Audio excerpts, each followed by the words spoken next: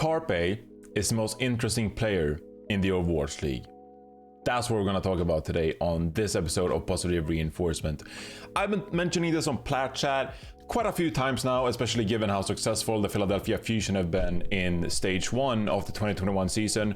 But I wanted to go more in depth about why I enjoy following Carpe so much on the Philadelphia Fusion this year, and how I think his career differs a little bit from some of the other players we've seen in Overwatch, and especially pay attention to now, given we're in this redemption arc story part of the Overwatch League as it goes. So the straightforward answer is why Carpe is so interesting is because his story in Overwatch esports, in my opinion anyway, is a bit more of a tragedy. Okay, he's the one who hasn't won that big title or earned himself like some honorary achievement or whatever. Most of the players we talk about these days or celebrate in Overwatch League, they've actually won something. They're a happy story, they're a successful story. Well, Carpe hasn't really achieved that yet, and that's why it's so interesting to see if this story has a happy ending or if he's just not going to win a title.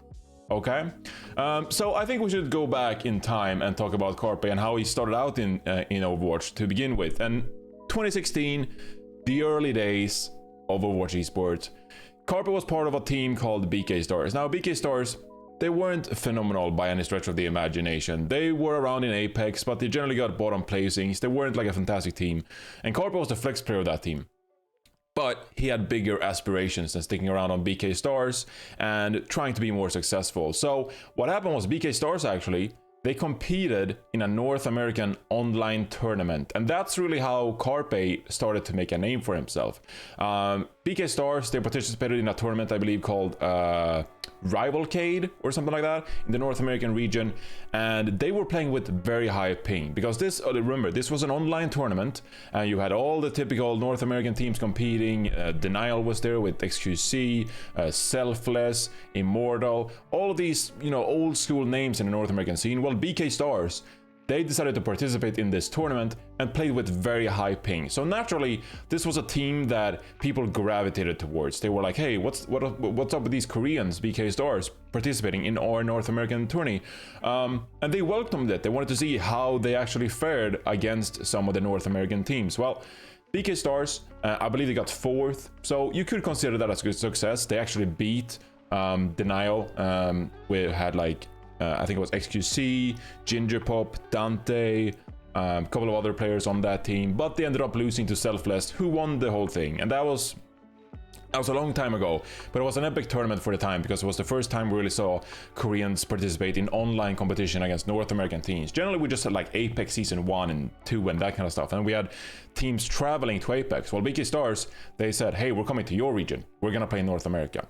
Now, after that tournament, and Carpe really started making a name for himself, he joined FaZe. Now, he was on trial for Selfless for a while, according to his Wikipedia page, but that didn't last too long. That was only about 2-3 weeks. So he ended up joining FaZe Clan towards the latter end of 2017. And this is when Contenders just started as well. So like the initial seasons of Contenders in 2017, Carpe was playing on FaZe Clan. And from what I remember, Carpe was still like the man of that team because this was a FaZe Clan that had struggled, I believe, in some of their tournaments. They hadn't really been as successful. They got a lot of second places. According to their Wikipedia page, they did win a monthly melee, but not the greatest achievement. They were always kind of like middle of the pack, but then Carpe joined, and going into Contenders 2017, that initial season, Carpe was on everybody's lips because of how good of a hit scan player he was, and especially because we were preparing for the Overwatch League at that time as well, so people expected great performances and wanted to see the very best players stand out going into the Overwatch League. Well, FaZe Clan, they ended up getting 2nd place to Envy at the time. And Envy, I mean, they were the powerhouse of North America. They were dominant. Like, their macro game was just better than anyone else's in the North American region. And even, considering the European region as well. And obviously, Korea at the time, they started to, be better in 2017 when you saw the influx of these Korean powerhouses as well. But Envy, they succeeded in 2016 because they had a great macro game, their compositions, they were just smarter about the game than anyone else. And that continued in 2017 when they just had better teamwork, they just had better compositions, and while other teams relied on mechanical skill or people to pop off, Envious was just like so dominant in the North American region. So Carpe ended up getting second place in the 2017 contender season. So after that, we go into the Overwatch League. And okay, Philadelphia Fusion, start of the season. A lot of people weren't that high on the Philadelphia Fusion going into 2018 because they had picked up some no-namers, EQO, no one really knew anything about him at the time. You know, it was a bit odd because they combined Fraggy, they combined Poco, they had players from everywhere, all around the European scene, and they combined it. So people were like, hey, how is this gonna work? Well, Carpe was still the star player of this team. This early on in his career, he was still the go-to guy for the Philadelphia Fusion, and he very much made a name for himself in 2018, but they couldn't win a title. Now, they got close several times, and this is part of why Carpe's story is so interesting, because he always was there in the finals, and he was always competing among the top teams. So he played in the finals of contenders, lost to Envy. Well, they made it to the stage 2 title match in 2018, and we had 4 stages in 2018. The first one, London Spitfire won after a remarkable day of Overwatch. I think they played like 14 maps in a row or something like that, ended up beating New York Excelsior in the stage 1 finals. Stage 2 finals, well, it was all about the Widowmakers, the Tracers, and that's where Carpe really excelled, and he helped Philadelphia Fusion to get to the title match in stage 2. Now, the stage 2 title match was insane, and I'm actually gonna look this up because to make sure I was correct. Yes, I'm correct. So Philadelphia Fusion, they got second place in stage 2, and they got reverse swept in the finals. Okay, they were up 2-0 against the New York Excelsior in the stage 2 title match, and New York went on to win the series 3-2, reverse sweeping the Philadelphia Fusion. It was a brutal way to lose the stage 2 title match, and that was really what left a mark on the Philadelphia Fusion for so long, because they just haven't been able to win any of those stages. Well, we never would have had to be here. You could have just won one more map. You had 3 opportunities to win one map in 2018, and you would have had a title to your name. No.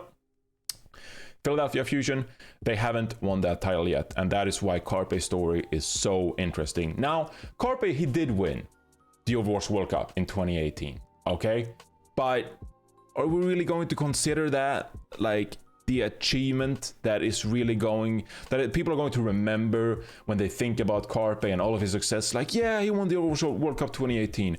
I understand that people are going to think about USA and how they won the World Cup and how it's competitive, but back in 2016, 2017, 2018, none of these countries had stood a chance. Like, it wasn't even close. Like, Korea just won these World Cup. We just took it for granted. Like, Korea was the dominant region. So it doesn't matter that Carpe won the Overwatch World Cup 2018, because people expected them to. They were by far the best. And if they hadn't won it, it would have been a massive upset by whomever even got close to winning them. So it's not that title you're looking for if you are Carpe and you are in the GOAT conversation. Now, 2019, as most of us know, you know, a bit of a wash. We don't really think about it anymore because it was all GOATs, okay? And Philadelphia Fusion, they didn't really specialize in GOATs. It wasn't their kind of meta. Still though, people consider the Philadelphia Fusion a top team because of course they lost in the 2018 Grand Final. So people had high expectations of Philly Fusion going into 2019. Just wasn't their year, okay? But we still held high expectations to Philadelphia Fusion because they got to that finals. They lost to London Spitfire in the 2018 Grand Finals. And if I remember correctly, Carpe actually fell kind of flat in that finals. We saw that Profit on the side of London Spitfire actually dominated for most of that game, and Birdwing as well. Like it was just a bit of a difference there. So Carpe couldn't live up to expectations, and they ended up losing in the 2018 Grand Finals. 2019, as I said, bit of a wash. Like, they played GOATs. It just wasn't their kind of year.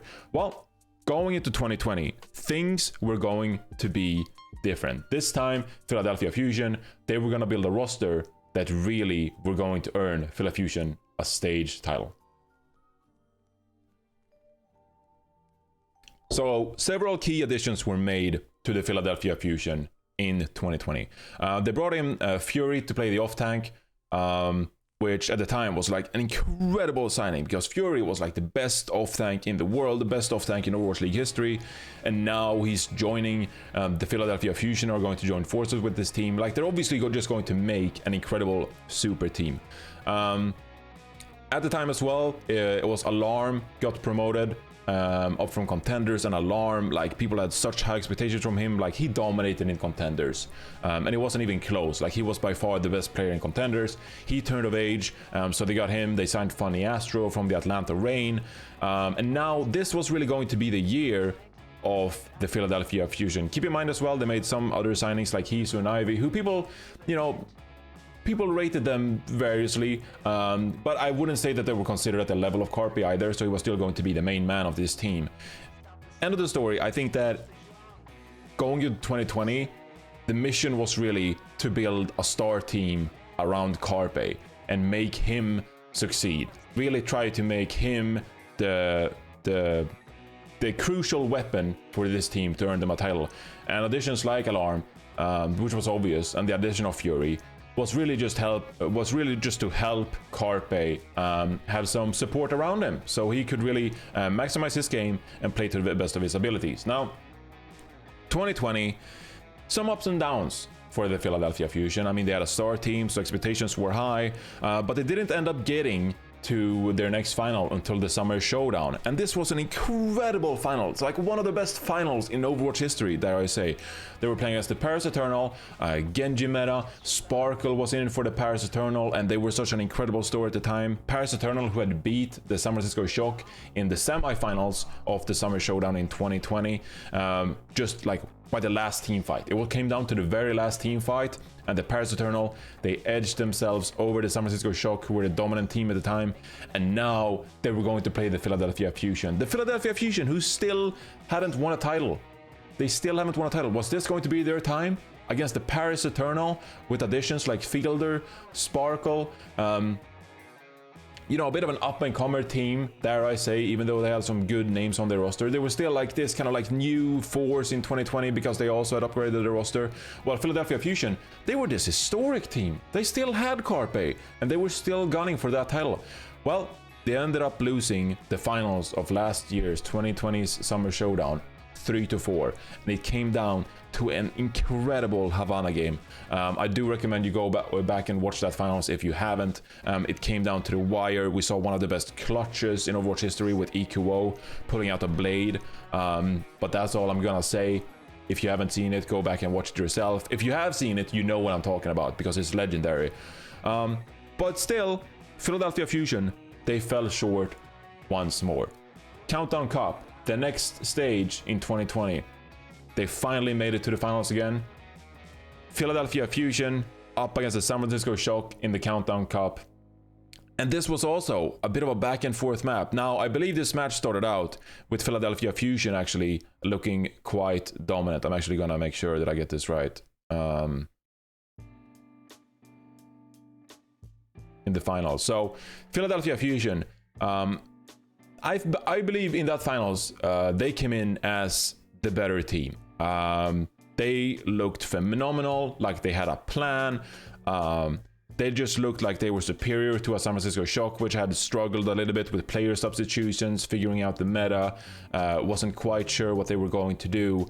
But the story of the finals in Countdown Cup was really San Francisco Shock discovering how to utilize their players, coming back and just like ended up winning the series 4-2 on the back of Twilight, having an incredible game. And I believe as well Rascal was in this game as well, and had a really good performance after being doubted throughout the regular season, while Carpe came back and really played a really good Genji, I believe, for the San Francisco Shock. So this was another series which Philadelphia Fusion, it felt like they were supposed to win the Countdown Cup, but instead it was the San Francisco Shock who really became the big story for clawing themselves back, finding their identity, having standout performances from many players. And again, the Philadelphia Fusion, they fell short. They lost another stage. So going into the playoffs for the 2020 season, people had, very different opinion on the Philadelphia Fusion going into the Final Four. I can't actually remember what my opinion was, but they ended up falling short. Obviously, it was a tough transition period for Shock and Philadelphia because they had to travel to Korea. They actually had to travel, across the world to get to the Final Four and play some of these other teams. It was a meta change. Didn't seem like Philadelphia Fusion had figured it out. Ended up going out in a pretty ugly fashion, actually. They ended up losing those matches in the Final Four in a pretty ugly fashion, and they got 4th out of those 4 teams in the Final Four. They lost 3-0 to the Shanghai Dragons, and they lost 3-0 to the Seoul Dynasty, and they didn't get a single map in the Final Four. So a pretty ugly way to go out. But the Philadelphia Fusion, they were still there. They were still like with the 4 top teams in the league for the 2020 season, and still definitely in contention of that title going in, because they definitely had the player capacity. Again, Fury, Alarm, Carpe, fantastic players. Well, here we are in 2021. I pretty much summed up Carpe's entire tournament history here, where he got so close to winning so many titles, and he still doesn't have it. He still doesn't have it. Meanwhile, we have all these success stories going on.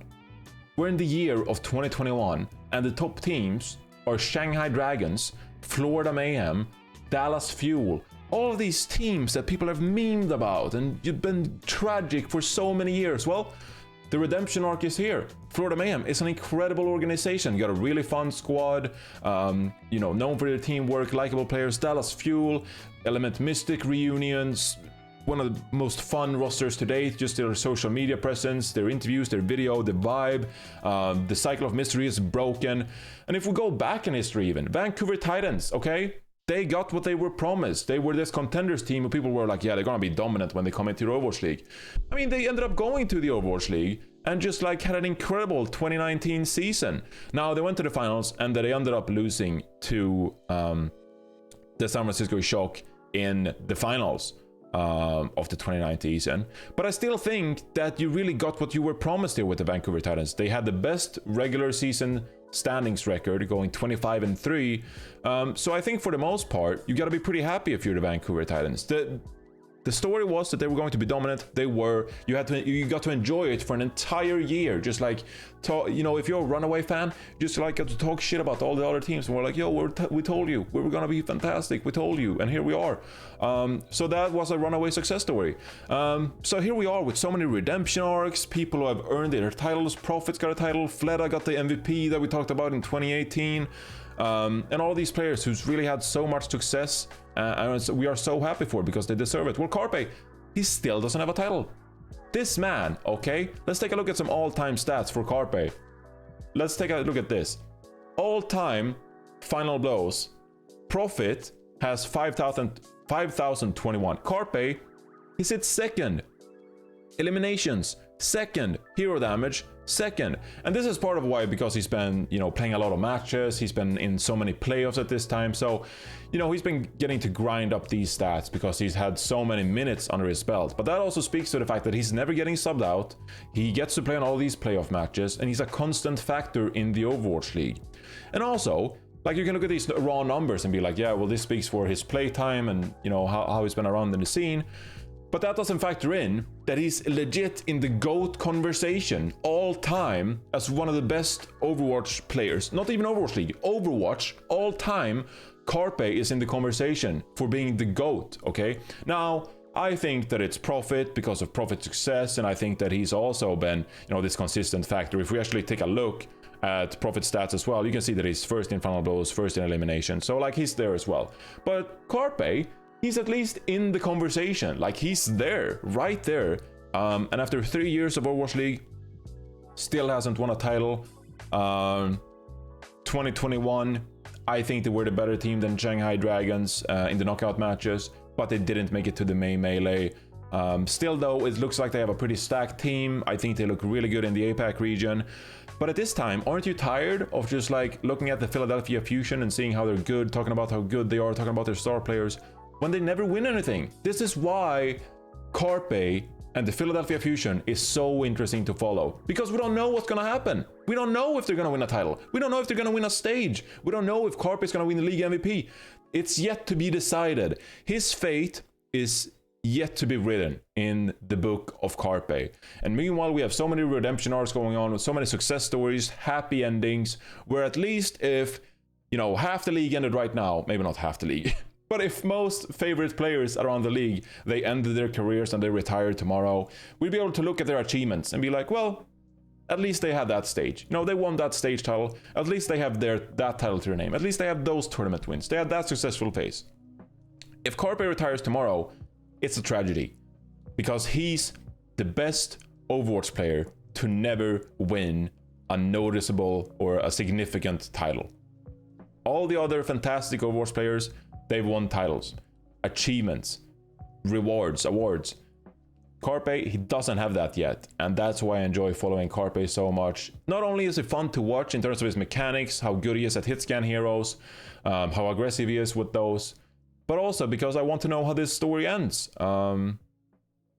Because it has such significant value to me. So yeah, I mean, obviously I don't really play favorites. I have a couple of teams I enjoy following more than others, but for the time being, the story I enjoy the most is Carpe and the Philadelphia Fusion. Are they ever going to win a title with how much effort they've put in, how many fantastic players they've had on their squad, and the incredible performances we've seen from them? How is this story going to end? It drives me nuts, and I can't wait to follow this team until the very end, to see how it goes.